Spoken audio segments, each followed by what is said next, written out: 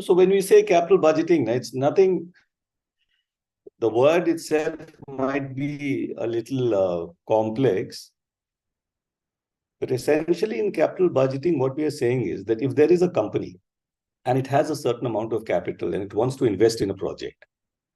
So in capital budgeting, what it wants to do is it wants to compare the returns of different projects and then try to budget the capital accordingly. How much money should it put in project A? How much money should it put in project B? What will be the returns which they will get? That sort of thing. That is the basic concept in capital budgeting. Now, so capital here refers to the long-term funds available with the company. So like we said yesterday, it can be in the form of equity or it can be in the form of debt.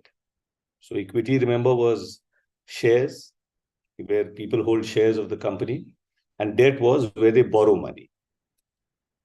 Now, budgeting is the process of deciding how to use these funds. Remember, the basic purpose of any company, irrespective of what it wants to do, is to earn money.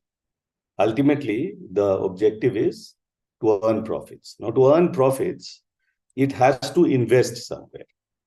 So the typical questions which would come would be, what projects should the company invest its funds in? Note, the company is subject to audit and also accountable to its shareholders. So it has to be a little careful in taking a decision. Now, this last point, in these days when there's so much more transparency, this is a very, very important point. So whatever the company does, if they do it badly, if they end up losing big money, tomorrow there is going to be an audit. There is going to be a post-mortem of what actually happened. Did they make the right decision? See, if it's a bad business decision, that's one thing.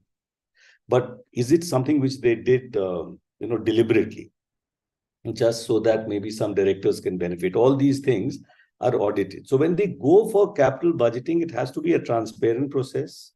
It should be a logical process. And later on, they should be able to justify it to their shareholders. That's the basic idea there. Now, what would be a good project to invest in? Like generally speaking. So firstly, the project should be in keeping with the mission and the vision of the company. So it has a vision, it has a mission. When it took money from the shareholders, when people invested in the company, they were given this idea that, look, whatever money we receive from you, it is going to be used for this particular purpose. This is why we're taking money from you. So you cannot suddenly decide and invest in something else. So, for example, if yesterday we were looking at, let's say, Maruti, their business is making cars. So they should be taking money and trying to invest in projects for making cars, nothing else. Okay, then a project that is likely to increase the shareholder value.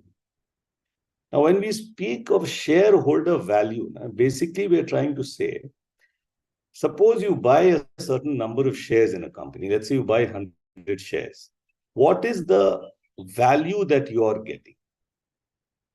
It's essentially the number of shares that you have multiplied by the market price of those shares. Whatever is, let's say the market price of the share is 125. You have bought 100 shares.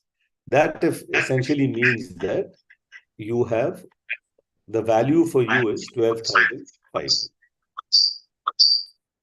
Okay. Now, if that is the case, then how does shareholder value increase? See, shareholder value will increase when the share price increases. And when does the share price increase? The share price will increase when the demand for the shares in the stock market, that increases. And when does the demand for the shares increase? When the company performs well and is expected to perform well in the future also. Because whenever you put money in shares, you're naturally influenced by the past performance. But what you're really interested in is the company going to do well going forward? That's the big thing that matters to you. If you're investing money, if the company does well going forward, then there will be a demand for its shares. Share prices will go up and you will be able to sell your shares. So the only way that shareholder value actually increases is when there is an increase in the market price of the shares. And for that to happen, the company has to choose its projects wisely. It has to invest in the right things so that it gets a good return, and then it delivers good value to the people, whatever business it's in. And because of that, as its reputation improves, the demand for its shares improves. And people talk about the company, it becomes a trending stock, and then people are all interested in buying the company. Like if you ever go for, you look at some of the business channels, and you look at someone who's, like trying to analyze stocks, he'll be sort of recommending stocks that you should buy. He'll say that buy these stocks. Some will say buy these stocks and even hold these stocks, keep them with you. Why? Because over a period of time, you will get a very good return from these stocks. So you want your company to be on that list, which this guy has. You buy this company stocks. And the only way you get on that list is if you do a good job with your capital and the way you invest it. So you would want a project that is likely to give the highest return, because see, essentially, you are going to be looking at this from a financial perspective. So other things being equal, let's say that there is a project which gives a very high return, but it's very damaging to the environment. If it's something like that, then that project should not even figure in your list. But if there are projects which are otherwise okay, then you look at these projects in terms of the return which you're expected to get. And then when you do this, some of the things which you use, some of the methods that you use are referred to as net present value and internal rate of return. Now, I don't really want to get into too much of detail, about these things, but I will give you a short overview of this, show you some calculations, show you how this actually works. Now, one thing here is to understand that money has a time value. See, I had mentioned this yesterday also. Now, the simplest way to think about this is, suppose you have 1 lakh rupees today. Okay, so if the 1 lakh you have today, it has a purchasing power of 1 lakh. This is 1 lakh, and there are no strings attached here. This is the present value of the money. Now, if I take a rate of interest at 10% and I invest this for 1 year, then I'll earn 10,000 rupees on 1 lakh. And after 1 year, I'll get 1 lakh 10,000. Now, this 1 lakh 10,000 that I get is the future value. Now, if you want to write this down into a mathematical expression, what are you going to do? You'll say 1 lakh multiplied by 1.10. See, the 10% is what? 10 divided by 100. So that's 0.10. And you're getting back your principal also. The 1 represents the principal. So 1 plus 0.10, that gives you 1.10. So you multiply 1 lakh by 1.10, you'll get 1 lakh 10,000. And this is your future value. Now, why I'm explaining to you in this detail is the reverse is also true. Suppose 1 year from today, I was to receive 1 lakh 10,000. And the rate of interest prevailing today is 10%. What is the value of that 1 lakh 10,000, the receivable 1 year from today? So that is 1,10,000 divided by 1.10, and that will give you 1 lakh. Or suppose we say, let's look at it this way, another way of looking at it. 1 year from today, I'm going to receive 1 lakh. I don't have the 1 lakh today. I'm going to receive this 1 year from today. So what is the present value of this 1 lakh, which I will get after 1 year? It's not 1 lakh, no, it has to be less. Because if I had that 1 lakh rupees in my hand, and I had 1 year's time, I could have earned some money with it. So what I'll do is I take 10% and I divide this 1 lakh by 1.10. Just like we had multiplied here to get our future value, we will divide here to get the present value. So what we find is 1 lakh receivable 1 year from today has a present value of 90,909 today. So you can take any amount. You can take any rate of interest. All you have to do is reduce that interest to a decimal. Suppose the interest rate is 7%. So you say 0.07. Add 1 to it. So it will become 1.07. And then if you want to find out, you can do it on a calculator and see. You take any amount. See, I'm just taking a calculator here. I'd suggest you do the same thing. And it will give you some sort of a confidence in this simple formula. Suppose you have 1 lakh. And you're going to receive this 1 year from today. And today the amount of interest that the bank is giving you is 7%. What is the value of that 1 lakh today? All you have to do is divide this by 1.07 and you'll get 93,457.94. I think all of us got the same answer. This 93,457.94 that you have is the value of 1 lakh receivable 1 year from today. That's its present value. So that's why we refer to that as present value. So you can keep changing the rate of interest. You can keep changing the amount of time. You will always get this. Now, if it's more than 1 year, up to 1 year, this will work. If it is more than 1 year, then what we do is, suppose it's 2 years. Suppose you're going to get 1 lakh 2 years from today. Then what do? You will take, let's say the rate of interest is this, 10%. So it will be 1.10 multiplied by 1.10 squared, 1.10 squared. And you will divide 1 lakh by that. Can we try and do it on our calculators? 1.10 multiplied by 1.10. That gives you 1.21. Now, if you take 1 lakh, and this 1 lakh you're going to get 2 years from today. I divide this by 1.21. You will get what? 82,644. Rate of interest 10%. This 1 lakh you're going to get 2 years from today.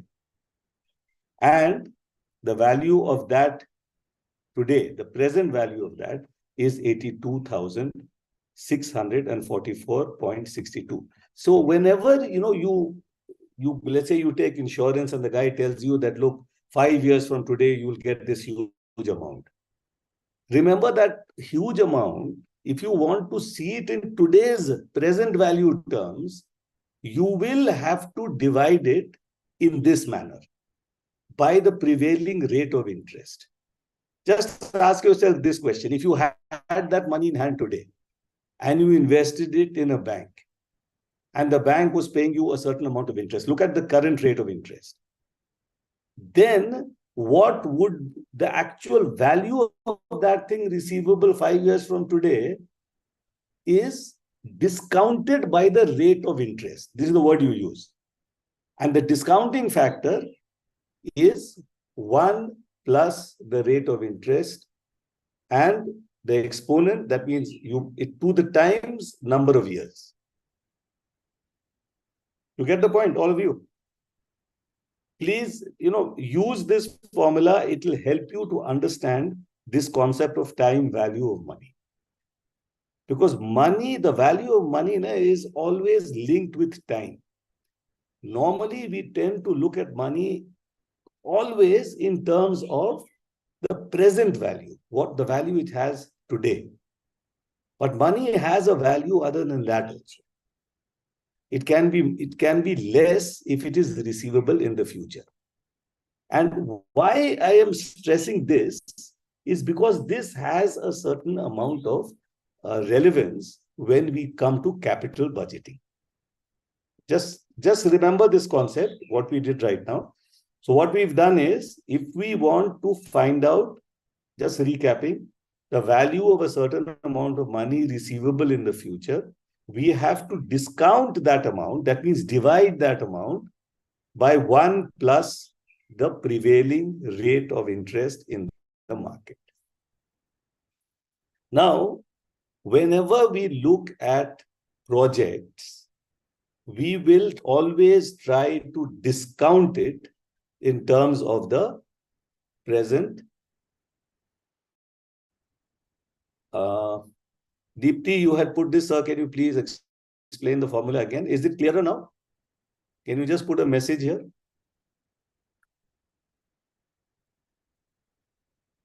Okay, thank you. Fine. And this works well. Huh? You have a question, put it on chats and we... So is everyone clear now? Everyone is clear? Okay, Yanchika, you're clear? Kedar, you're clear about this, na? You understood what has happened? This time value of money? Sir, actually जो आपने किया है ना, can you put it on the chat, please?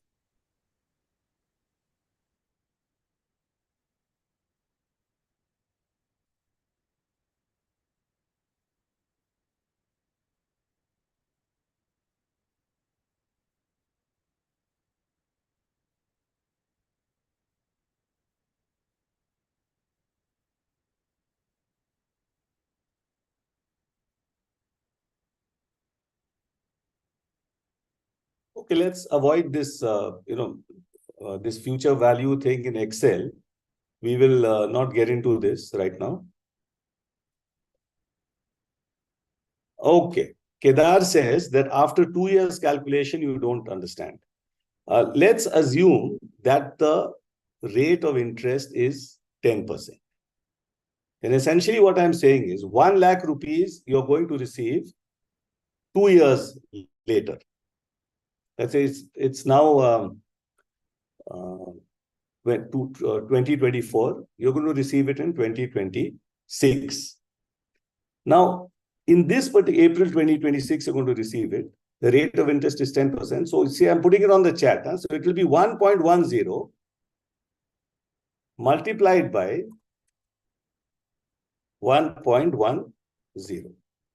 This will be equal to 1.21. So basically what you have to do is you take 1 lakh and you divide this by 1.21.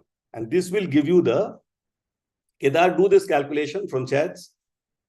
And this will give you the actual present value of the 1 lakh which you receive 2 years from today.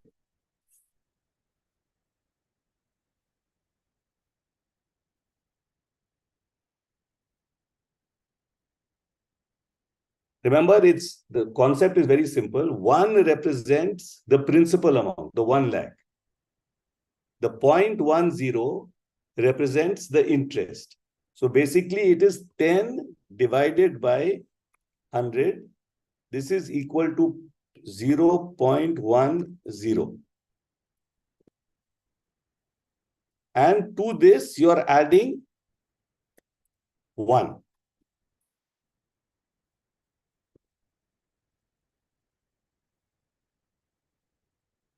And that gives you 1.10. So whatever is the rate of interest, you will have to reduce it to a decimal. If you don't reduce it to a decimal, then your answers will be all wrong.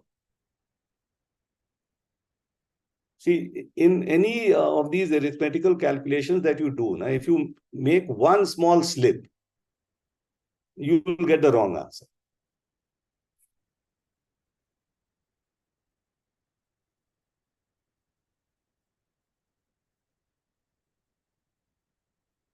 Kedar, is it clear now? Okay. Then in that case, okay, there are formulas for this in Excel. You guys use Excel. I'll show you the Excel thing also. In Excel, the syntax, or let's say the sort of things you'll see are like this: rate, number of periods, the constant amount each period, the present value, and type. So rate, wherever you see rate, this is the rate, the interest rate for the period. If you pay once a year, supply an annual interest rate. If you pay each month, then you should specify a monthly interest rate. The number of periods, total number of payment periods for the lifetime of an annuity. PMT, the constant amount paid each period, should be expressed as a negative number. I'll show you this in a calculation. It will be clearer to you then.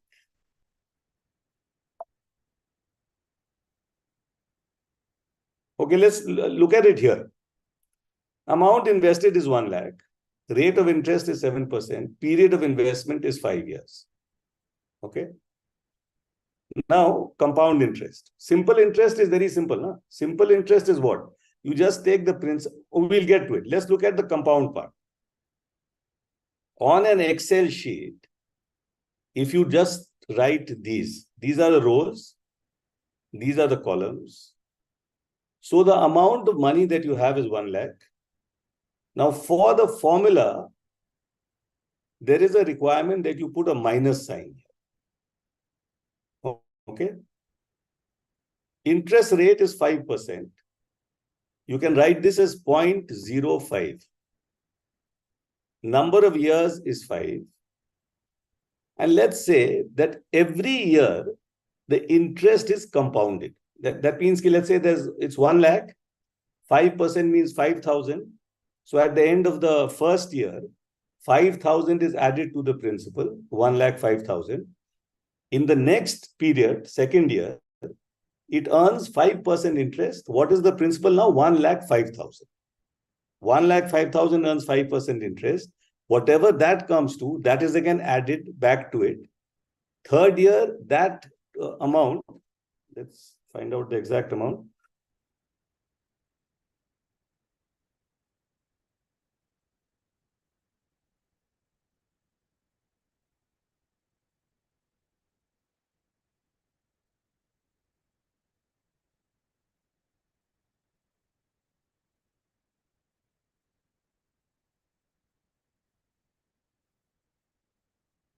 It will become 110,250 at the end of the second year.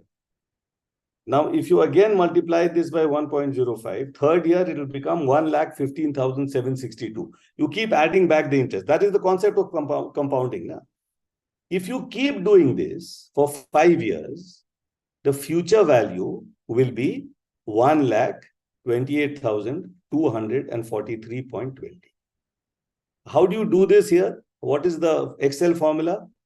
So in this particular cell where I've written 128, you will write equals to FV, that is future value, open a bracket, C16. So C16 is interest rate divided by number of years, the compounding periods, 18, comma. See, this comma is very critical.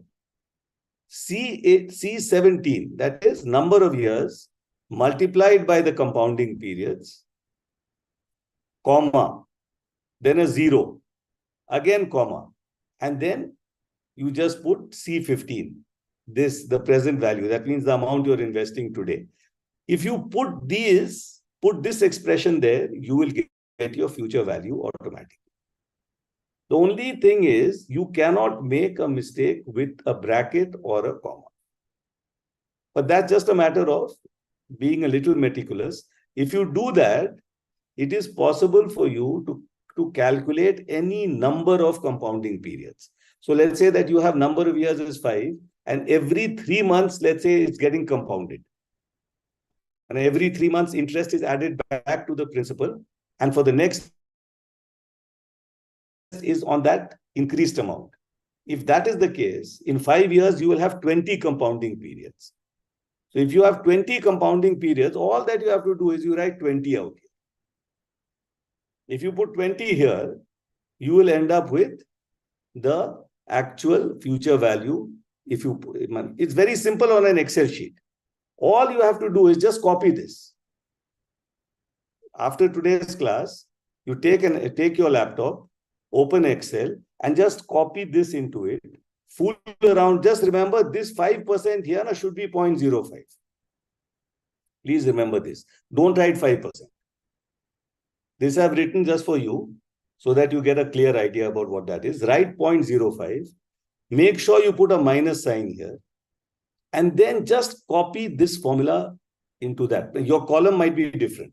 Mine is C. If you want to stay very close to this, do it with the same rows and the same thing. It will be, like you might find it easy to do it the first time. But actually, all you have to do is just make sure that you get the cell addresses correct. So like, for example, C16 is interest rate. So you're just selecting this cell. Whatever is the address of this cell, write that. Or select it. You can even select it. Now, you don't have to write it. Just select it. Put a slash sign, select compounding periods. This. After that, put a comma. See this comma here. If you do this correctly, you will see this amount will emerge magically. It's very nice. It feels really good. It feels very empowering.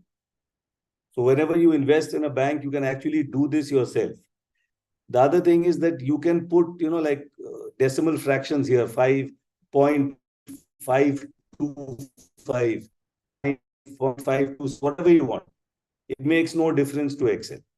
It will give you a proper future value thing out here. So present value, future value. Now, in the case of simple interest, there is nothing that you have to do actually. It's just the present value plus the present value multiplied by the interest rate multiplied by the number of years. Like, suppose we have to do this manually. 5% is the interest rate. 5 years. So 5% of 1 lakh is 5,000. 5 years, 5,000 into 5, 25,000. 1 lakh plus 25, 1 lakh 25,000. Here there is no compounding. Every year, that 1 lakh is earning 5,000. So the calculation is very simple. Take your PV, the PV means the present value, the 1 lakh. The 1 lakh you're investing. Add to that this. Put a bracket. The present value multiplied by interest rate. Remember, it has to be a decimal multiplied by number of years. And that's it. And you'll get your answer, 25,000. And the PV is 1 lakh. PV plus 25,000, that's 1 lakh 25,000. So when you do this, that is also a very, very, it's easy to do it. If you do it in Excel, you won't make a mistake. You can see what you're doing. And it is empowering in its own way. Like, you may feel you're not good with numbers. Excel makes, everybody sort of equal, it equals the playing field sort of. Okay. Then, now I will take you to this concept of the net present value. Present value, we are all clear, na? Present value is the value today of an amount receivable in the future. Now, if we take this, you'll begin to understand why this is important for capital budgeting. So put yourself in the shoes of an industrialist. Okay, you have an industrial unit and you want to buy a machine. Your industrial unit is running. It's a chalu sort of unit. It's already in working condition. Now you want to buy one more machine. That machine costs 10 lakhs. Now, the guy you're going to buy the machine from, they tell you that it has a life of 5 years. You calculate and you say that if I get this machine, my earnings are going to increase by 3 lakhs per year. If you don't buy the machine, this is what you're trying to compare it with. If you buy the machine, you're going to earn 3 lakhs per year. If you don't buy the machine, what you're going to do is you can invest that 10 lakhs of yours at 10% somewhere. You see, the idea is to earn money. No? One way of earning money is I buy a machine, expand my factory, produce goods, sell. At the end of it all, I'm estimating that I will earn 3 lakhs. Great. Suppose I don't want to do this. What's the other alternative? The other alternative is I have 10 lakhs. I put it in a, let's say in a fixed deposit with a mutual fund or some sort of some deposit somewhere. And that gives me a return of 10%. So and this is safe. This 10% is pretty safe. And if I put it in the machine, and the 10 lakhs, if I invest it in a machine and get a return from there, even that, let's say, is pretty safe. Both are safe. The risk level is similar. Now, the question is, should I invest in the machine? Should I? See, if I am investing in the machine, I'm earning 3 lakhs. What I have to find out is, if I did it the other way, if I were to do 10%, would that get me more money or is this more? Is this 3 lakhs more than that 10%? Is the question clear? Are you getting the question, all of you? You want to invest 10 lakhs in a machine. You know that if you invest in the machine, you will get 3 lakhs per year. First 3 lakhs will come after 1 year. Second, another 1 year, another 3 lakhs will come. Third year, at the end of the third year, you will get another 3 lakhs. And so on till the 5th year. In all, if you take it simply, you will get 15 lakhs. Okay? Other option is, you take this 3 lakhs, you put it somewhere in a fixed deposit, and they give you 10%.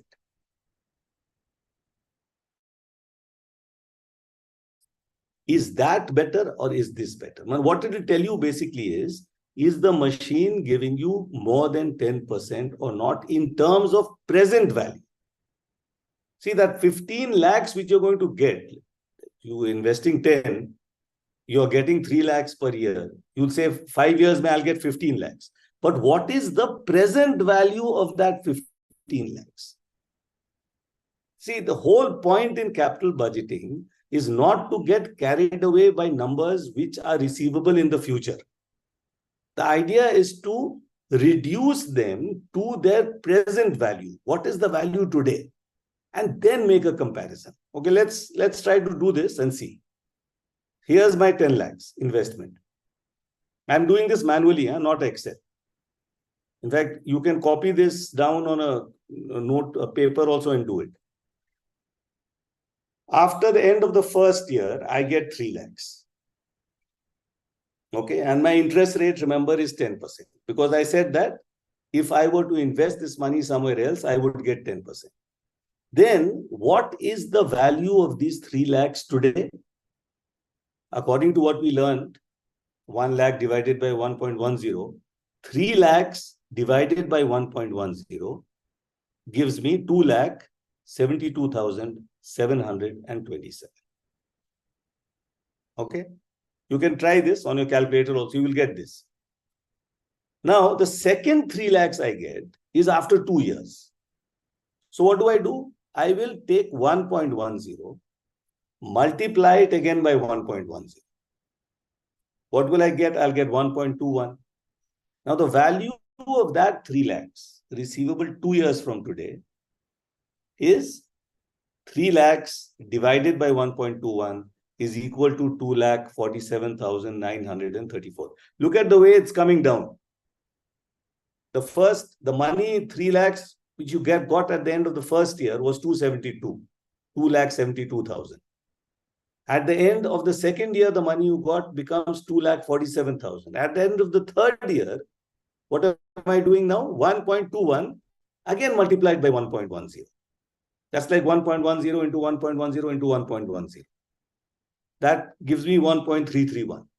Now, if I divide this 3 lakhs by 1.331, what am I getting? 2,25,394. See, it's down again.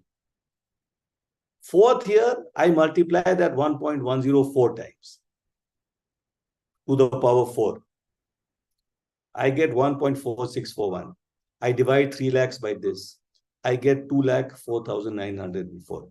See, just visually, you can see how the present value of 3 lakhs is coming down each year. For the simple reason that it is receivable in the future. Time value of money, guys. This is how it works.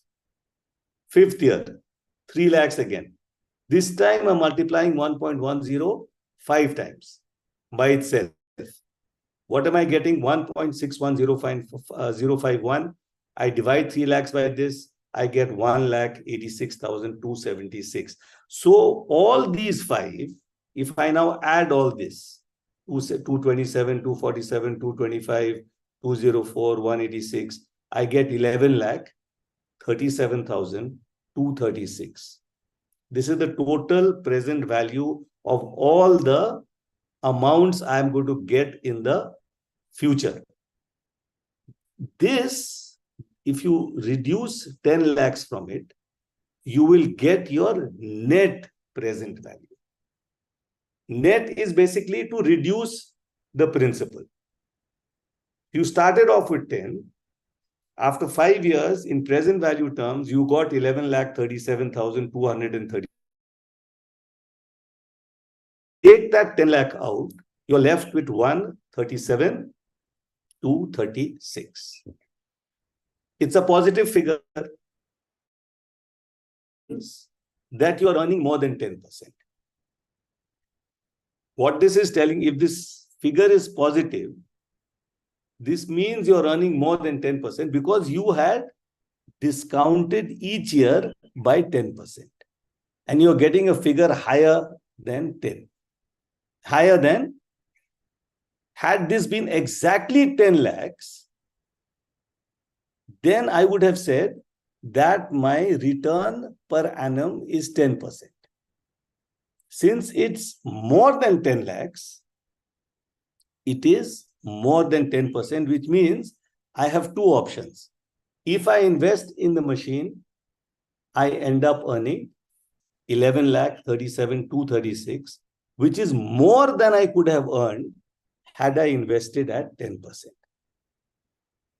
Therefore, this is a better decision than investing the money in a bank at 10%. This is the basic idea. If this figure is positive, then that means you are on the right track. You should go ahead with the investment. Okay? So what this table tells you is that you will earn more than your investment because your net present value is positive. Your investment was 10. At the end of it all, you got 11,37,236 in present value terms, remember. So present value of all the cash inflows received. So here's your word from finance. All this money which you're getting at each year, at the end of each year, these are referred to as cash inflows because they're inflowing into your account. They're coming in. 10 lakhs was the outflow. Net present value, 11,37,236 minus 10 lakhs is equal to 1,37,236. What have we done in this table? We have discounted each of the cash flows by 10% based on the time when they are going to be received. So this was receivable after 1 year. Therefore, we discounted it by 1.10. This was receivable after 2 years. Therefore, we multiplied 1.10 by itself, 1.10 into 1.10, we got 1.21. Here we multiplied it 3 times to get 1.331.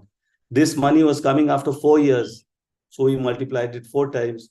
And this one was coming at the end of the 5th year, so we multiplied it 5 times. If you don't mess up with the calculation, this figure will be perfect, these figures. Then it's just a question of adding these up. And you get this. Is everyone clear about this?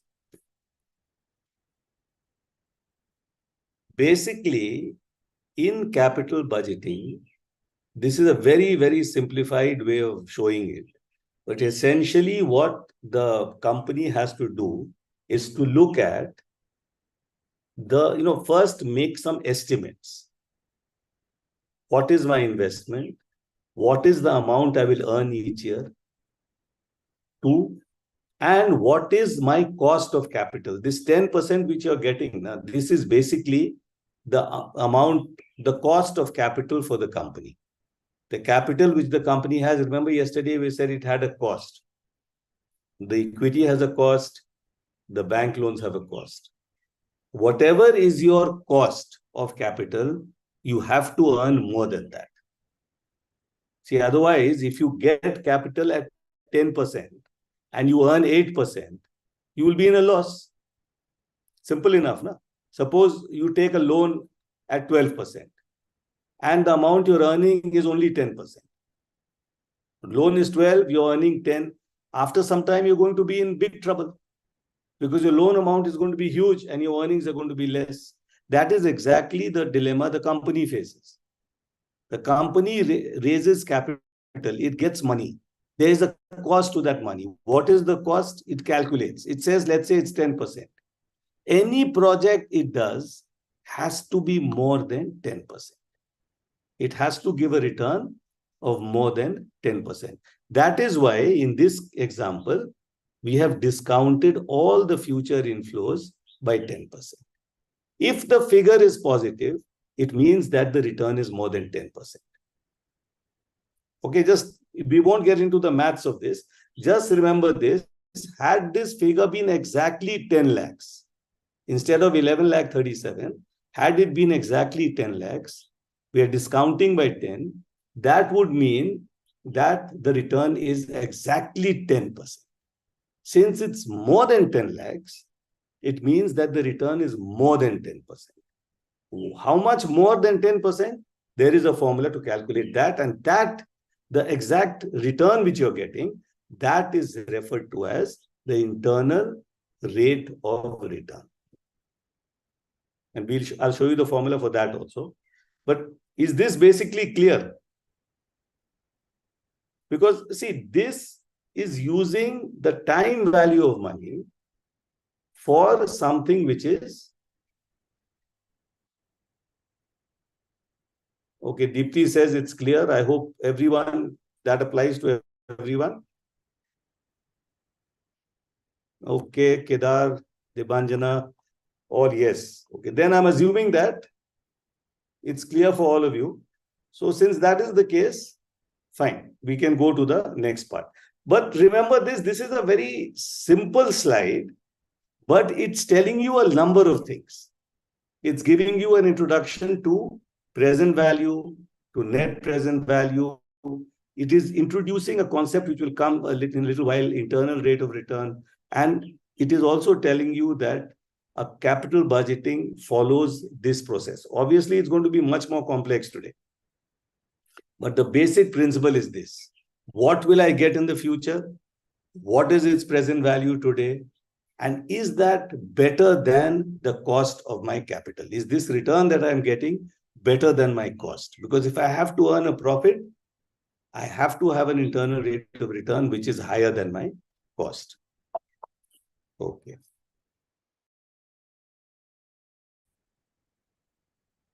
I think this is the same exercise done over a 10-year period. Okay, so remember we said 3 lakhs, 5 years, total without present value in simple money terms, 15 lakhs. You're earning 3 lakhs, you'll get 3 lakhs for 5 years. Total amount you'll earn will be 15 lakhs, 3 into 5. Suppose you were to get the same 15 lakhs, but this is now spread over 10 years. Even now it's 15 lakhs, but it's spread over 10 years. First time we found that if it's 5 years and we discount it by 1.10, we ended up with a positive figure, 11,37,000. And we said that this is a good investment. Now, this is an example just to show you that the time is critical here. Suppose the same 15 lakhs is receivable in 10 years, 1.5 per year. And I discount each of these 1.5 lakh cash inflows by 10% essentially. 1.10, 1.211, same thing, what we did last time. Only difference is we do 5 more. At the end of it, the last one you can see that 1.5 lakh is equal to only 57,000. And when we total all this up, we get 9,21,685, which is less than my outflow. This is the negative figure, 78. This means that I should not make such an investment. See, this is the benefit of taking things and bringing them down to the present value. This is the whole big advantage there. Then now you can see it now in today's terms. If you do this, it is going to take you 10 years to get that 15 lakhs. Practically speaking, you're actually making a loss. How much of a loss? 78,350. Giving you this sort of a negative return, it means that the NPV is negative and the investment should not be made. First case, we found that the NPV was positive. And we said, fine, let's go ahead with the investment. Now, NPV is negative, so we don't go ahead at all. This also means less than 10%. See, your next best course was to take that money and put it in some particular instrument which was giving you 10% interest. Now, when you do this calculation and if you end up with 921,685, less than 10 lakhs, that means your actual return is less than 10%. Okay. Now, it is useful to know the rate at which the cash inflows will be exactly equal to the investment. That is, net present value will be 0. This rate is known as the internal rate of return. Like I told you a little while back, if this figure 921 was exactly 10 lakhs, that means it was exactly equal to the amount of investment, then that would mean that your internal rate of return was exactly 10. Now, in this particular case, what is my internal rate of return? Or in the previous example, where we got 3 lakhs over 5 years, what is my internal rate of return? To calculate that, you will need Excel. You can't do that manually, except by trial and error, which is a very long and tedious process.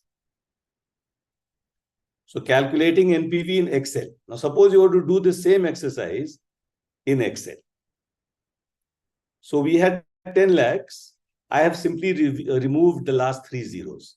Here we had 3 lakhs. I have again removed the last 3 zeros. So if you write exactly like this on Excel, okay, same as this.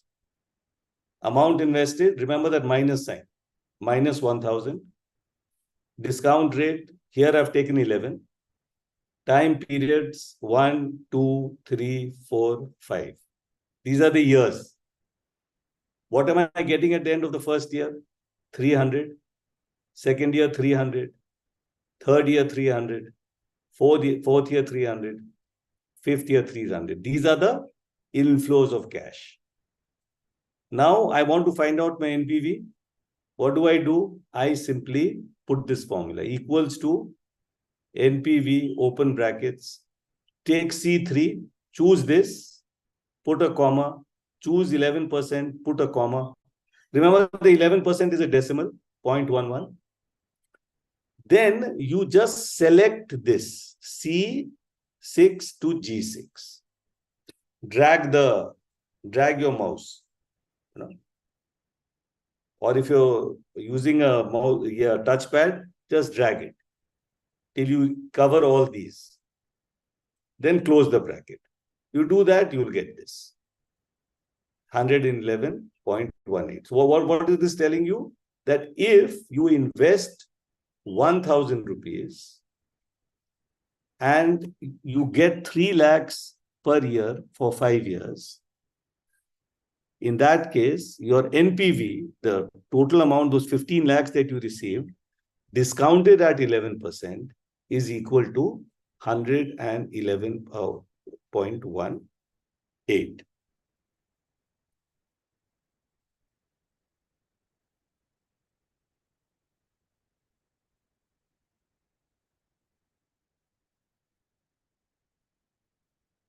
That is the extra amount that you'll get. That means it's essentially 1,111.18.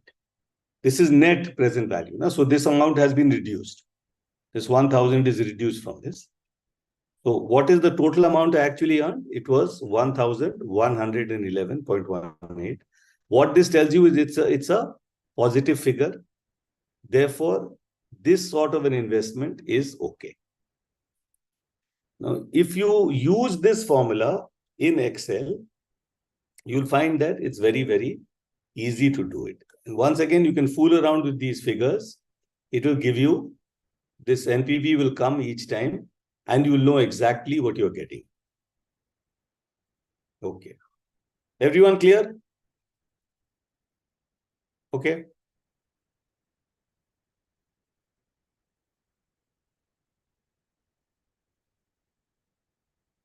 Okay, fine.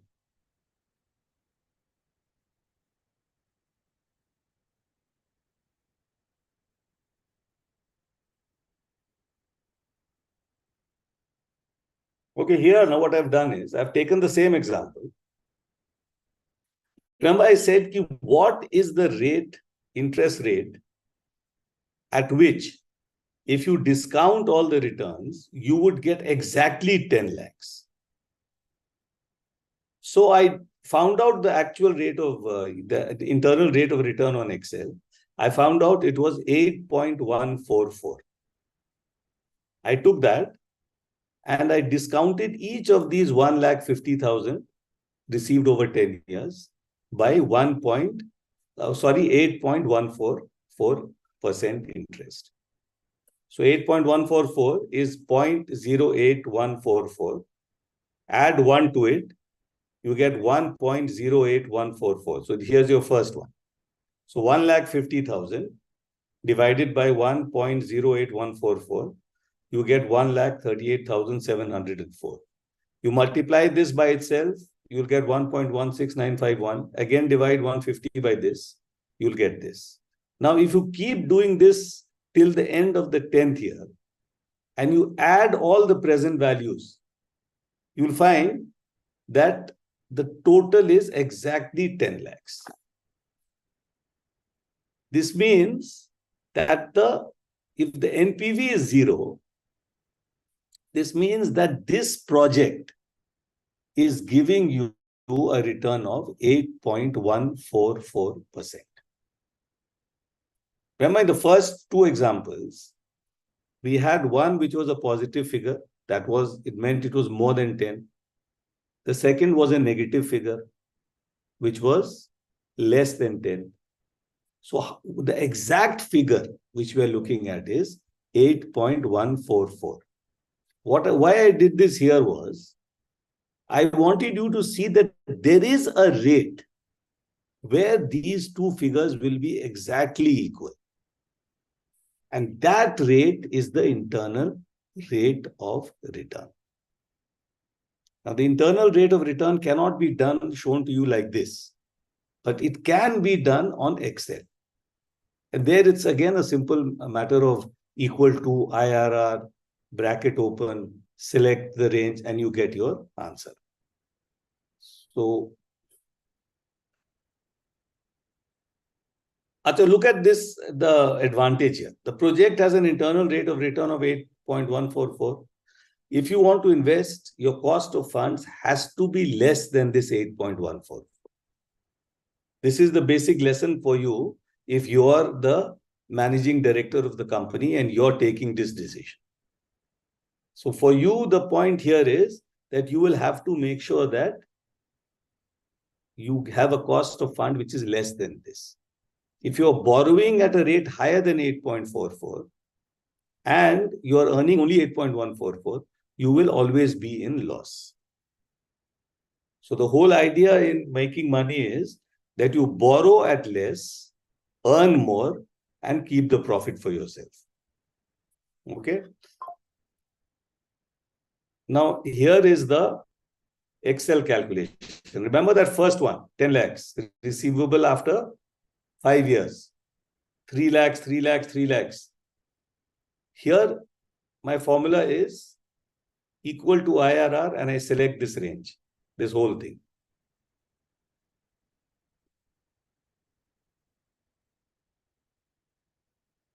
And it tells you that the internal rate of return in this case is 15.24%. So I discounted at 10%, and this is what I get. My IRR is 15.24%. So when I discounted at 10%, I found that my value is positive. And I told you that this means that the IRR has to be higher. It has to be more than 10. So when I do this calculation on Excel, so all you have to do is replicate this sheet. That's all. Just put these figures like this on an Excel sheet, write IRR, put this formula, you'll get this. Certain versions of Excel, you will not, maybe this formula will not work, but you will find out from your Excel sheet itself what will work. If you type equals to IRR, it will tell you exactly how they, which depending on which version you have. Okay, so this is how you would calculate IRR in Excel. Once again, having done this,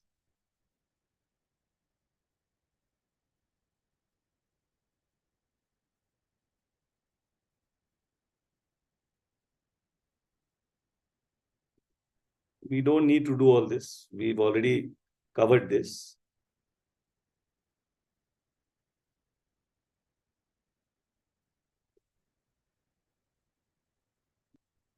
Okay. So that's all I wanted to tell you about capital budgeting. Essentially, what I've done is I've shown you the concepts of net present value, net present value, IRR, the concept of time value of money. And what I'm saying is that these tools are the fundamental tools which are used to find or not to make an investment. And what is capital budgeting? At the heart of it, it is this. Should I or should I not invest?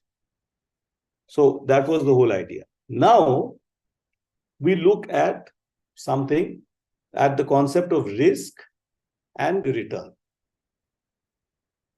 Okay, so all of you have heard of that simple, that saying that the higher the risk, the higher the return. So keeping that in mind, let's just have a look at this. Suppose you make an investment of rupees 10,000 in bonds issued by a company. Here's a company. Remember, we said that one way a company can borrow is by issuing bonds. So basically what it does is it floats an offer to the public and it says that, look, invest in my company. I'll give you a bond of 10,000 rupees. Buy as many bonds as you want.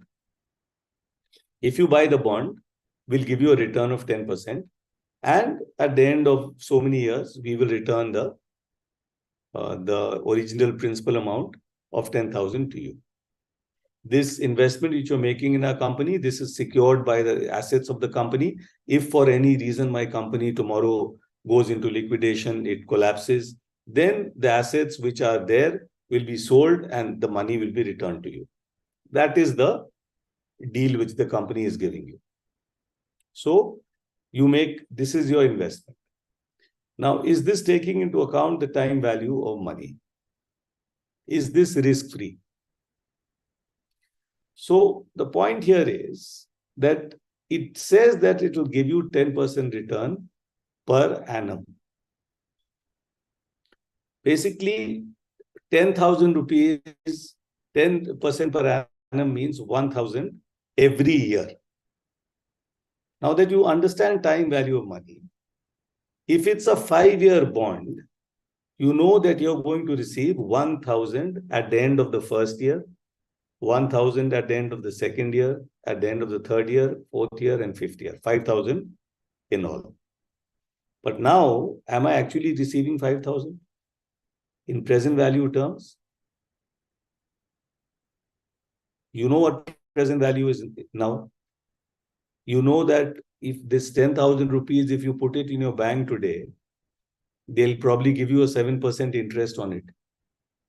So what you can do is you take each of those 1,000 amounts which they're going to give you after each at the end of each year for the next 5 years, divide that by 1.07, etc., like we said, and then you'll find out actually what return you're getting.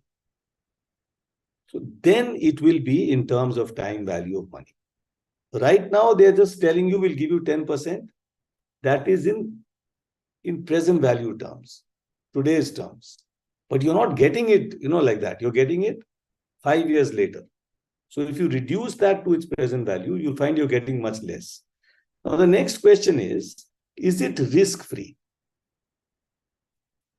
Now, the point here is that any company, any private company, is always subject to, let's say, problems in the market.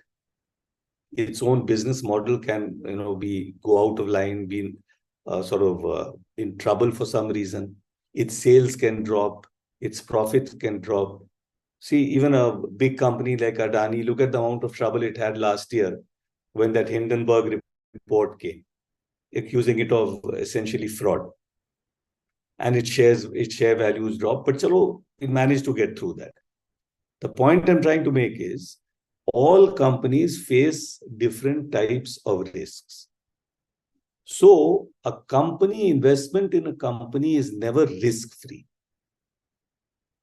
First thing to understand, just as a matter of principle, it is never risk-free. A risk-free return is something that is offered to you without risk. And who can offer you a return without risk? And what should be the rate of return be, higher or lower? So first of all, a risk-free return is a return that has no risk attached to it. Number two, who can give you such a return? And number three, this return which you will get, should it be lower or higher than, let's say, this 10%, which has a component of risk? So the point here is, risk-free return will always be a very low rate. Okay? And who gives you a risk-free return? The government of your country. Because, see, the government has one big power. Now, it can print money. So no matter what happens, you will get your money back. So in that, you know that risk-free return is going to be a low rate. Generally, it will be offered by RBI or the government, a body which is capable of saying that, look, we will return the money to you no matter what. Because they have the finances in their hands.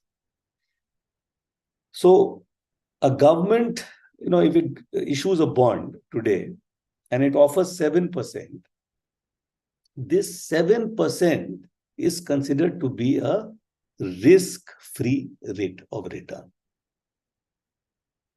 If a company now wants to issue a bond, it has to offer something more than 7%.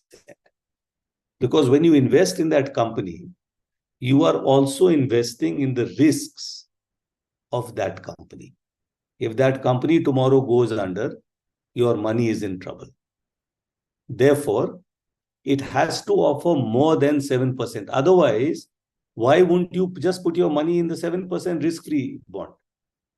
Or think of it this way, the FD which the bank offers you is also relatively risk-free. When a short of the bank actually, getting into big trouble, they will always give you whatever rate they committed. So if you consider that risk-free, then if you invest in a company which is sitting in a basket of risk, you are going to expect something more than the risk-free rate. And that extra amount which it gives you, in this case, 3%, 7, 10, that is known as the risk premium. Risk premium. That is the extra amount they're giving you for taking the risk of investing with them. Okay, so, and the fact that you invest in a risky company entitles you to a higher return. The more risk you take, the higher return you're entitled to. That is the basic concept in finance. And that's the basic concept, if you look at it in terms of human nature also, it's the same thing. If I take a bigger risk, I expect something more. Otherwise, why would I take the risk? And that's why yesterday, when we were talking about this corporate, the cost of capital, I said that when somebody invests in shares of your company, he expects to get more than a creditor, somebody who basically is you're borrowing from. Because when you borrow money from someone, that money is more secure. You are actually undertaking to repay it.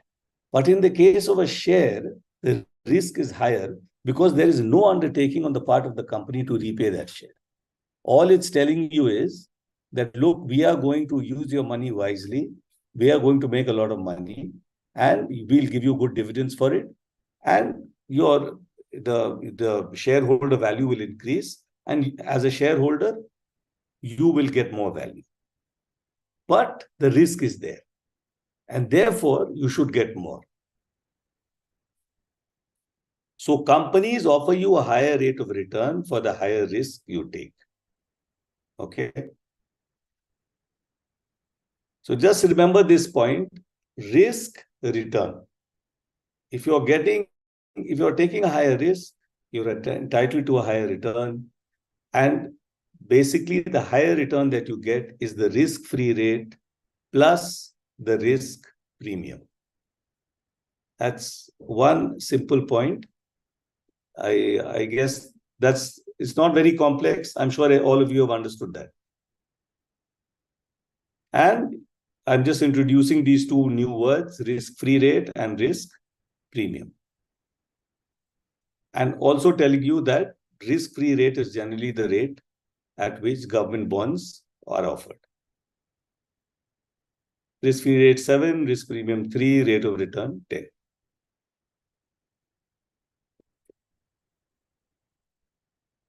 Now, I have this, we are halfway through now. So, and I have one more session with you guys. And we still have financial accounting left. And then a bit of financial planning.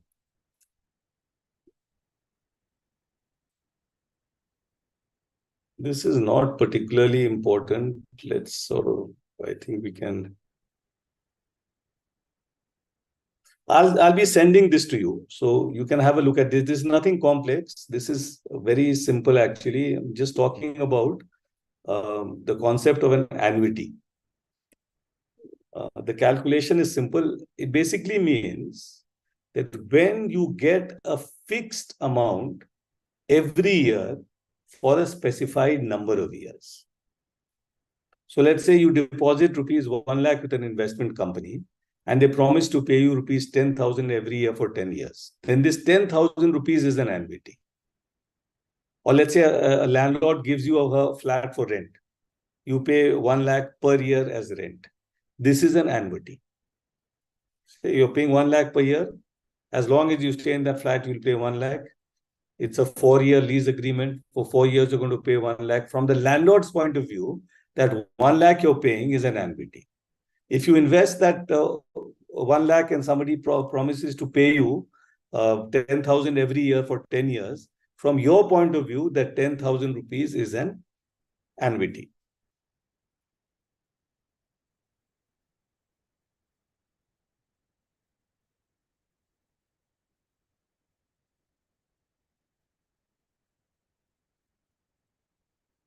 You can look at the calculation later. And I've also shown you the way to calculate it in Excel. But these are things now which are not that important. Essentially, for the purpose of understanding the whole financial thing, we don't have to understand each and every formula. What I really want, as your takeaway from these sessions should be about the capital budgeting, the time value of money, the corporate objective, those things. Remember those things? Those are things which will really help you. And then here's another one, sinking fund. And then we have these financial instruments. So financial instruments, let's spend a bit of time on this. See, my big challenge out here is to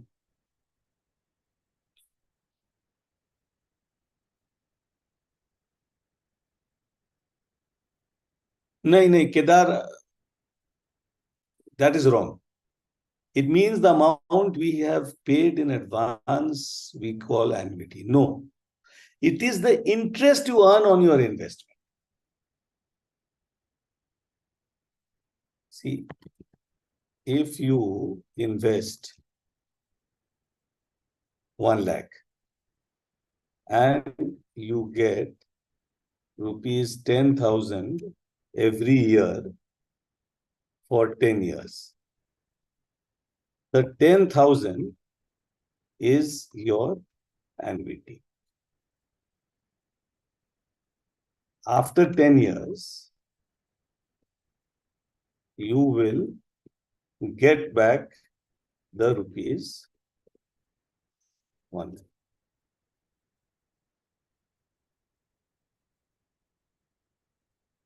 Get the point? Okay.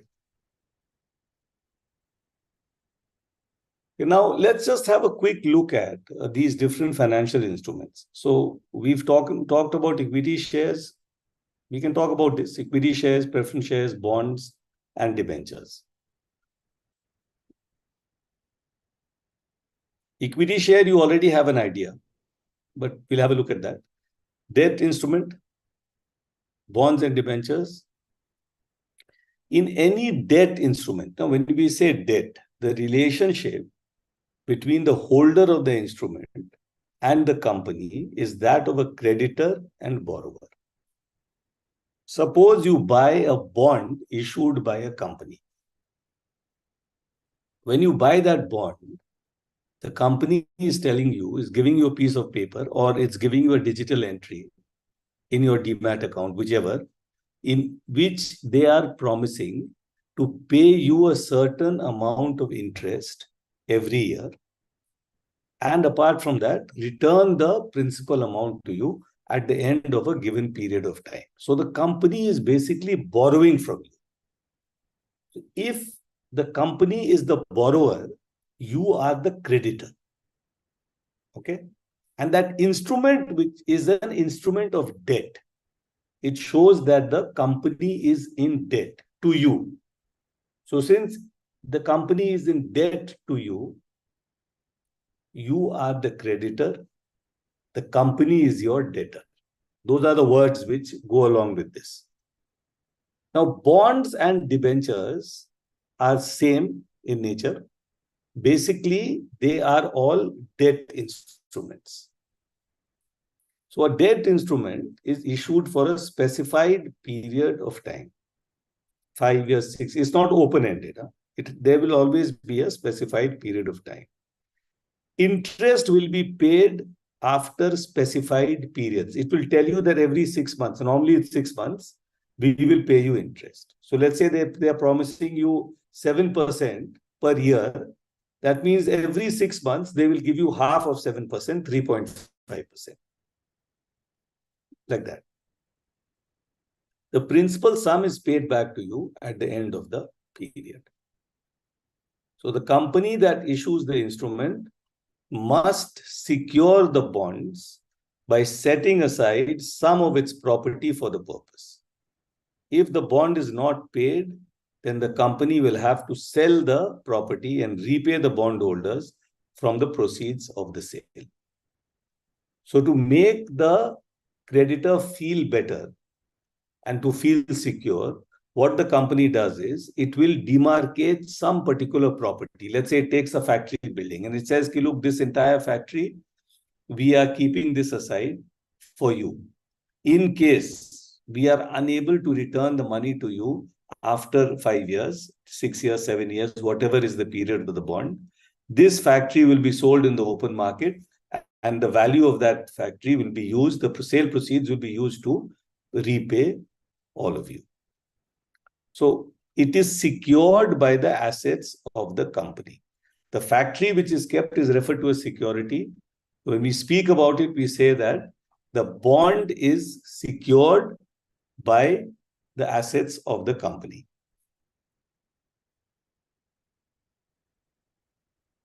Now, the risk is low as the instrument is secured by assets. The return is also low. Simple. Since the risk is low, they're giving you this extra security of assets. They will offer you a lower return. Lower compared to what? Lower compared to shares. Shares, there is no asset which secures a share.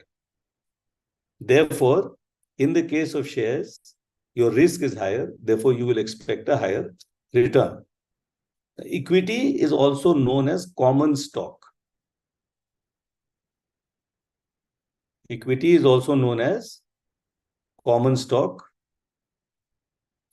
The company issues shares known as equity shares. The buyer of the share becomes an owner of the company to the extent of the value of the share. Let's say that you buy 100 shares and each share has a value of 100 rupees. So you are now an owner of the company up to the extent of 10,000 rupees. That basically means if tomorrow the company goes into liquidation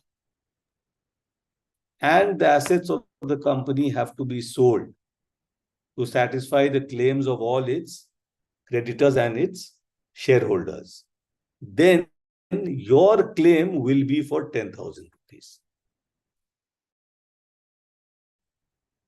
That is the meaning of that. As an owner, the shareholder cannot claim interest or a fixed return. They see the difference. In the case of the bond, you had a right to get interest. In the case of a shareholder, you cannot expect any interest or fixed return. The shareholder is entitled to a dividend when the company makes a profit and decides to give a dividend. This is the big thing. It has to decide to give a dividend. In case the company becomes bankrupt, that means it fails, the shareholder can lose all his money. This is because if the company goes into liquidation, then the equity shareholders will be paid only after all the creditors are paid. First, all the guys who the company had borrowed money from, they will be paid. And only after that will the equity shareholders be paid. The risk is very high. The return can also be very high, but there's no guarantee. But the return can be very high here also. So this is equity. You're an owner of the company to the extent of your holding. You have a right to get dividend whenever the dividend is declared. Your claim is to the extent of the amount of shares that you bought.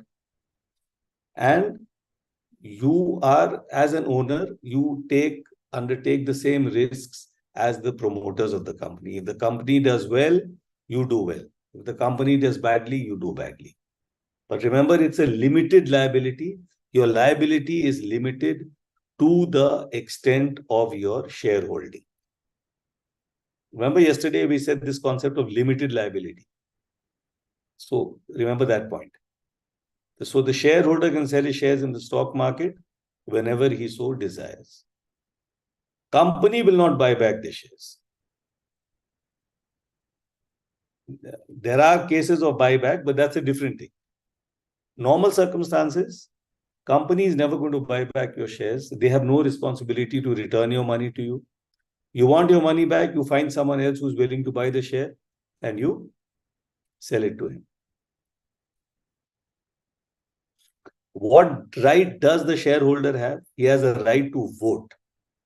So whenever there is a meeting of that, there's an annual general meeting of all the shareholders, you have a right to vote at that meeting on any of the resolutions that are made and which have to be passed by the body of shareholders. What will be the value of your vote?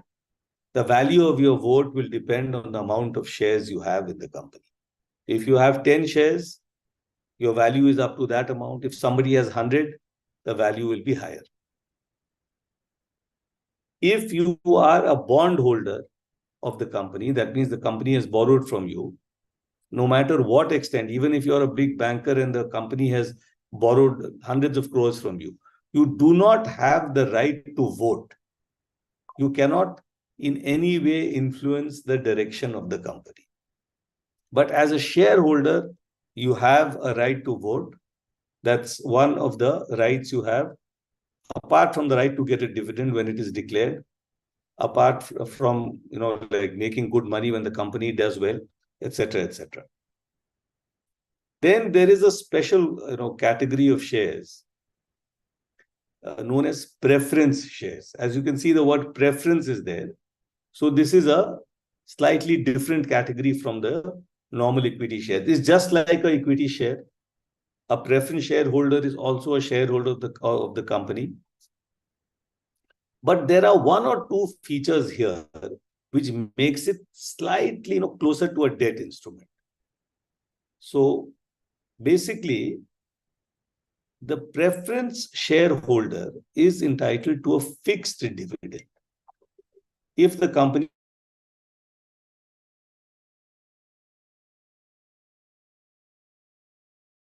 dividend in some other year when the company makes a profit. What this means basically is, let's say you buy shares and they tell you that we'll give you a 10% dividend. Every year, we will give you 10%. Now, 1 year, the company doesn't declare a dividend. So the guy will not get his 10%. But the next year, the company makes a profit. The company will give him the dividend for that year plus the 10% for the year which they didn't give it to him. So effectively speaking, this guy will be getting a fixed return from the company every year. But then if the company declares a huge dividend of, let's say, 15%, this chap is only going to get 10. Because they're committing to give him 10 no matter what.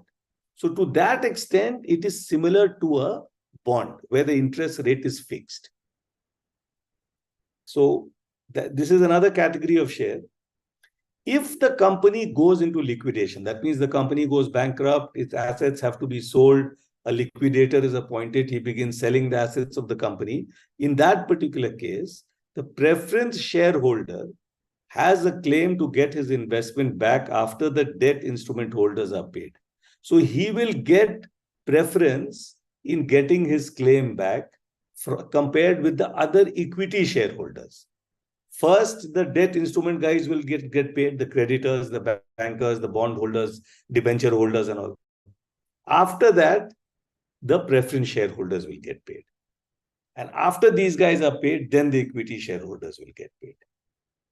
So there is preference in the matter of getting dividend up to the amount decided. And there is preference in getting back their amount if the company goes into liquidation. So in both cases, they get a preference.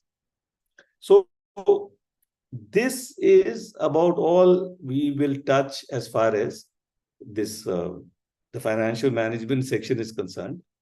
The next section which we'll start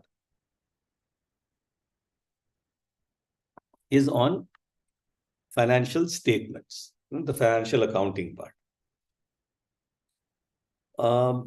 This again, it may be slightly monotonous, but if you sort of, like show some discipline and patience, I would say, more than discipline, a bit of patience, understanding this is actually quite useful. It helps in a number of ways. Most of all, it allows you to read the balance sheet, profit loss account, and cash flow statement of a company. If you're working in a company right now, you can actually have a look at its balance sheet, its other financial statements, and begin to form an idea about just how well the company is doing. So let's try to demystify some of these things here. So accounting is necessary for financial decisions to be made. Let's just start off with this. There are 4 components of accounting. One is bookkeeping.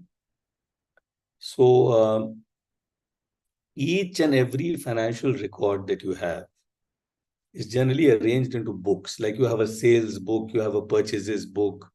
You have also, those are called books of account. So compiling data with regard to the transactions in the company and arranging them in a systematic order, this is called bookkeeping. So whatever transactions take place on a daily basis, let's say you buy shares. If you buy shares, company issues shares, some accounting has to be done. So in the book of shareholders, they will have to make this note if this person bought a share. So somewhere down the line, whether it's done digitally, whether it's done physically, manually, it doesn't matter. But that record has to be maintained. That sort of thing, whenever they make a sale, that sale has to be recorded. When they buy some things, that purchase has to be recorded. When they make, when they pay salaries to someone, those salaries have to be recorded if this payment has been made. So each of these things have to be done meticulously. This part is the most, let's say, the drabbest part of accounting, the dullest part. But this is the backbone. This is bookkeeping. So at the end of it all, you will have all the transactions made by the company during a given year arranged neatly under different categories. All the books will be there. All the accounts will be in perfect order. Once this is done, the next part, financial accounting, is submitting financial reports to those who need to know about it. Now, who are the guys who need to know about it? Some of them are, like some people will, it's very easy to understand. Anybody who has invested in the company needs to know what was done with this money. So that's number 1. Number 2, anybody who has given a loan to the company, whether it's a bank, whether it's a bondholder, they have a right to know exactly what the company has been doing during the last year. So they would also want to see the financial reports of the company. And finally, the authorities like the Security Exchange Board of India, the Registrar of Companies, the income tax authorities, they also want to know what you have been doing with people's money. They have to see your financial statements. So financial accounting part is about compiling, making these statements and submitting it to those who need to know. Nowadays, how is this done? This is done through the website of the company. So if you were to go to, let's say, moneycontrol.com, find a name, or if you simply go to Google and write balance sheet of Tata Motors, you will find that it will take you to a site where the entire balance sheet for a given year is displayed. And you can actually see the balance. Why is it so easily available? because Tata Motors is a public limited company. Okay, so they have a responsibility to be transparent, to make the position of their own finance available to the public at large. Management accounting. Now, this is a slightly different thing. This is not for the public. This is decisions related to the management of funds that are known only to the insiders of the company. For example, the capital budgeting that we were discussing, that comes here. Basically, what management accounting is looking at is what have we invested in? Have we really taken the right financial decisions? Was there a better way to do it? Could we have saved money here? Could we have made more money there? That sort of thing. And they will look at each item and they will try to analyze it from a cost benefit perspective. But remember, the basis for all these things is the bookkeeping. Unless this bookkeeping is done, unless the initial data is compiled properly, you will never be able to submit any financial reports. You will never be able to do any management accounting. So it's like different, like layers of a structure, where the base is the bookkeeping, followed by the financial reporting, followed by the management accounting, and then, of course, the income tax accounting, computing the tax that needs to be paid and how it can be managed best. Because one of the big purposes of forming a company is to actually save on taxes. So how best can that be done? And so once again, the basis is the bookkeeping. All these things follow after that. Now let's look at the financial statements. Essentially, when we speak about financial statements, and we are speaking about these three: the balance sheet, the income statement or profit and loss statement, and the cash flow statement. Now, these three are mandatory. That means by law, every company has to publish these on its website, has to make this available to its shareholders, to its creditors, and to the authorities.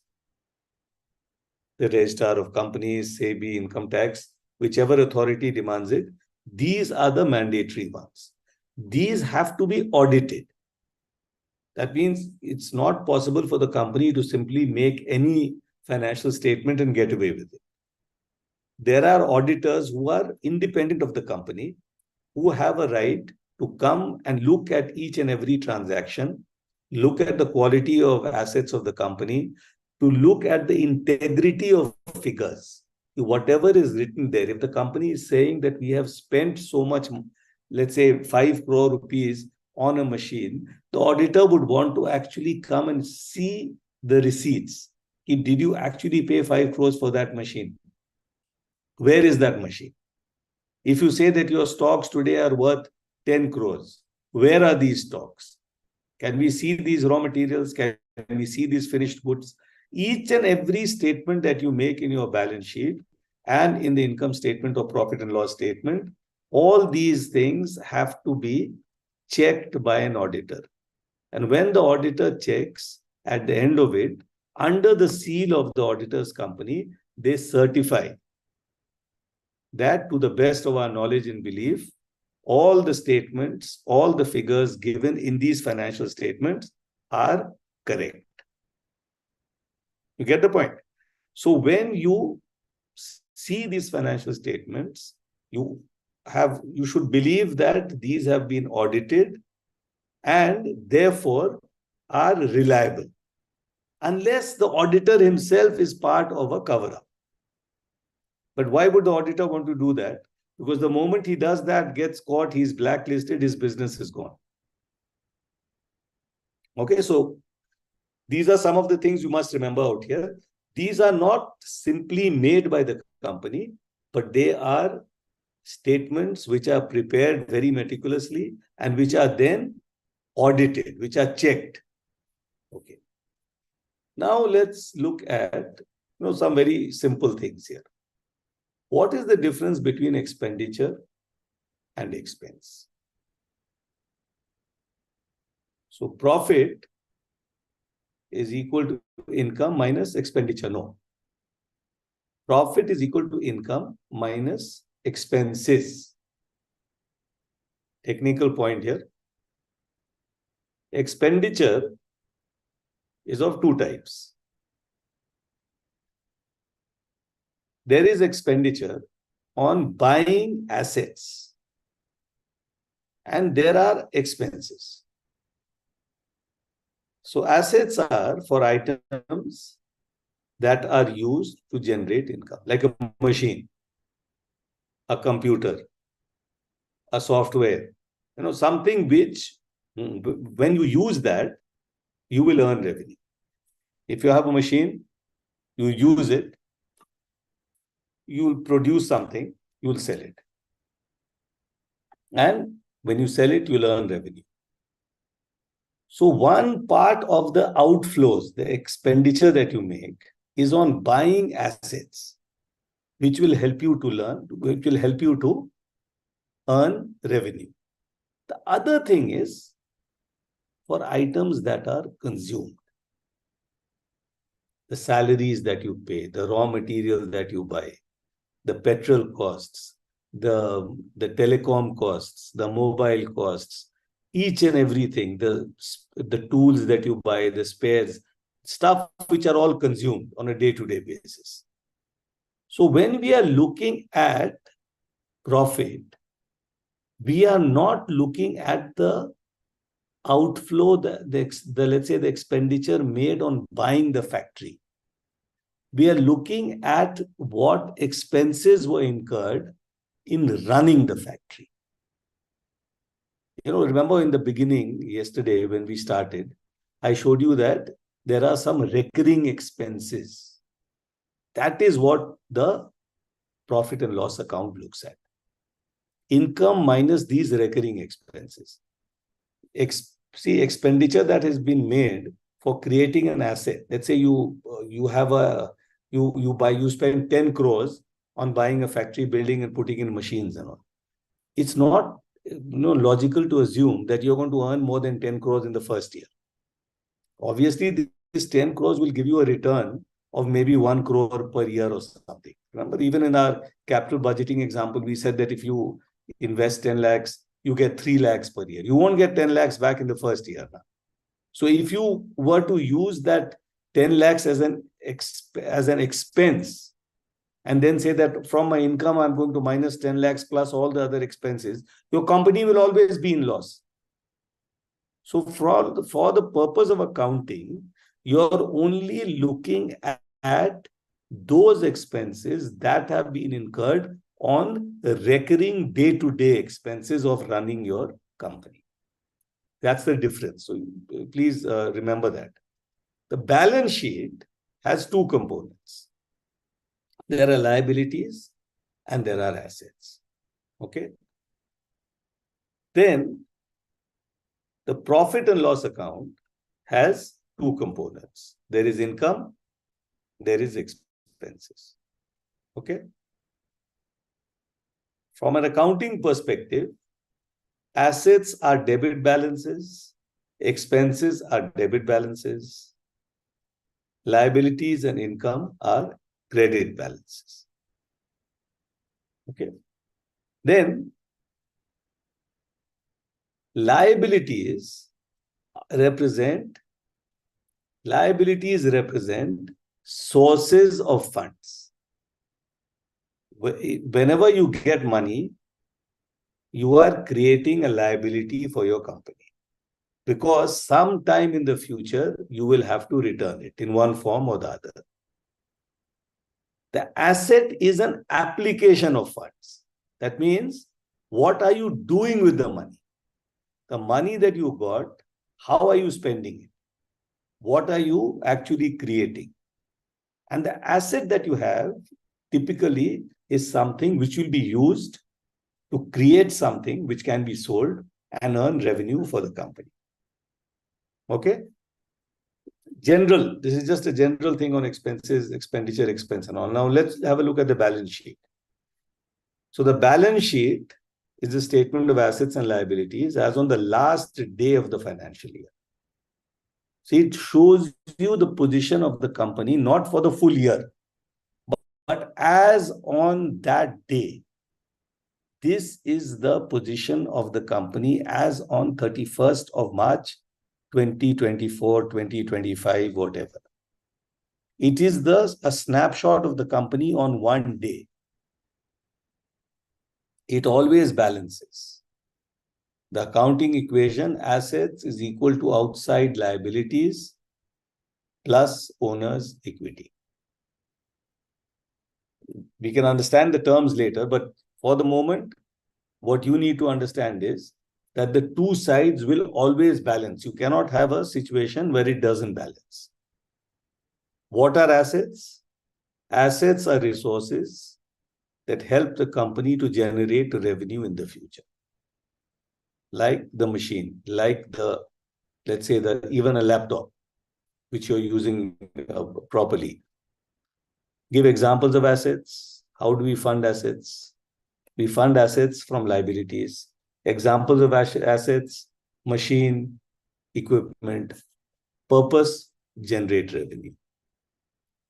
See, just to put it very simply, what are liabilities? Liabilities are obligations to repay money or render services in the future. One type of liability is an obligation to repay. Let's say you borrow money from someone. There is an obligation to repay that money to that person. Another type is I take an advance from someone. Obligation is to render a service in the future. Let's say that I am running a legal company. I provide legal services. And then somebody comes to me and says that, look, I want you to give me certain legal advice. I tell the guy, fine, deposit 5,000 rupees. He pays me 5,000 as an advance. What is my liability? My liability is to render legal service in the future. Another example, I'm a company, I sell, let's say, textiles. Somebody says, I want to buy so many yards of textiles from you. You say, fine, give me an advance of 5 lakh rupees. Total bill is 25. You give me 5 lakh today as a gesture of good faith. I will send the textiles to you. You can pay the rest later. So the 5 lakhs that I get is a liability. Why? Because I have to render a service. What is the service? Delivery of the textiles. You get the point? So in liability, there is an obligation either to repay. For example, you've taken a loan from a bank. It's a liability, you have to repay. Correct? You've taken money from a bondholder. Liability, you have to repay. You've taken advance from someone. It's a liability. Why? Because you have to give that person either goods or services in return. Because that is what you do. Give examples of liabilities. You think about this. Now here we have a balance sheet. So typically it's going to be like this. Balance sheet of Messrs ABC Limited, anything, as on 31st March, let's say 2021. Liabilities, sources of funds, assets, application of funds. So here's your first liability. Capital. Equity capital. I put a figure here, 500. What is this equity capital? This is the aggregate total of amounts paid by the shareholders. All the shareholders who have given this money to you, somebody may have given you 10,000, bought 100 shares. Somebody may have given you 1 lakh, bought maybe 1,000 shares, like that. Total is here. Why is it a liability? You are expected to pay them dividend. You are expected to, in case the company collapses, there is an obligation to repay this money to the person who gave it to you. Borrowings. You have borrowed money. Since you borrowed money, there is an obligation to repay. Hence, it's a liability. And then there are other liabilities, which are referred to as current liabilities. So current liability is a liability which has to be repaid by you within 1 year. It may be less than a year. It should not be more than a year. If it is more than a year, it will get into this long-term category. So what are examples of current liabilities? If you take a overdrawing account from a bank, you are expected to keep paying interest in that account on a monthly basis. It's a current liability. If you buy goods on credit from someone, because credit is something which is given in business. Let's say you're running a business, you have to buy, let's say, iron rods. Simple example. So these iron rods are delivered to you on credit. And let's say that you have to pay these guys these 5 lakhs. Now, this 5 lakhs has to be paid to you, by you to the suppliers as per the terms of your contract. Let's say they say that it's within 2 months, please pay me this 5 lakhs. So they are your creditors. They haven't given you money, but they've given you goods. Now, the moment you've accepted that, you are accepting the liability to pay them the cost of those iron rods within the time frame of your contract. They asked you to pay it in 2 months, so you have to pay it in 2 months. Therefore, as on 31st March, if that amount had still not been paid, it will appear in your balance sheet as a liability of 5. If there are taxes payable by you, you have to pay it within the next month or 2, that will appear in your balance sheet again here. I've taken a figure 5. So since all these have to be paid within a period of less than 1 year, therefore it is referred to as a current liability. And these out here are referred to as long-term liabilities. Okay. Other current liabilities are salaries payable. People have been working for you. At the end of so in March, when you're compiling the balance sheet as on 31st, the guys who worked for you from 1st to 30th, you have to pay them. Now you've taken services from them. So you have to pay these people. So since you have to pay these people, it's a liability. So let's say the liability is 50. You have to pay these. You'll pay them in April. Interest payable. You've taken loans from the bank. As on 31st March, that interest will get debited to your account. You will have to pay them in April. Today, it is a liability. It is something you have to repay. So interest payable, rent. The shop that you have or the factory buildings that you have, if they are rented, then there is a certain amount of rent which you have to pay in the future. It's an obligation to repay. You have to give your shareholders dividends. All these are liabilities, all repay. Asset side is simple. Land and buildings. You've bought land, constructed buildings. It's an asset. You've bought machinery. You've bought office equipment and furniture. All these are clear assets. All of these are going to help you to earn revenue in the future. Your factory, buildings, land, all those things are going to help you to, basically, the machinery and all these put together will help you to produce goods and to earn revenue. You can have investments in other companies also. It's possible that you have some extra money, and instead of trying to sort of invest that money in your own company, you decide to invest it in a different company. It's an asset for you because, number one, you have a right to get this money back. Number two, you have a right to earn something on this money. So if you invested in another company, you have a right to earn interest or dividends from that company.